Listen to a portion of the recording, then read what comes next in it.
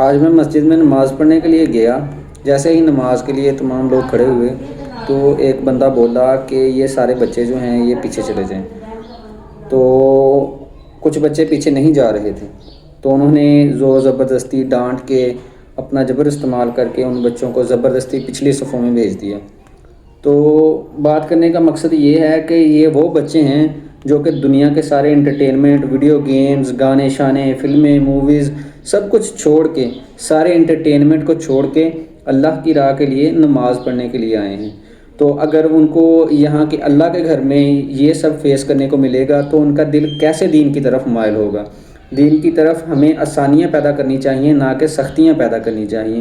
تو بات کرنے کا مقصد یہ ہے کہ یہ وہ بچے ہیں جو کہ آنے والے ٹائم میں ہمارے دین کا حصہ بنیں گے، ہمارے دین کو مضبوط کرنے کے کام آئیں گے۔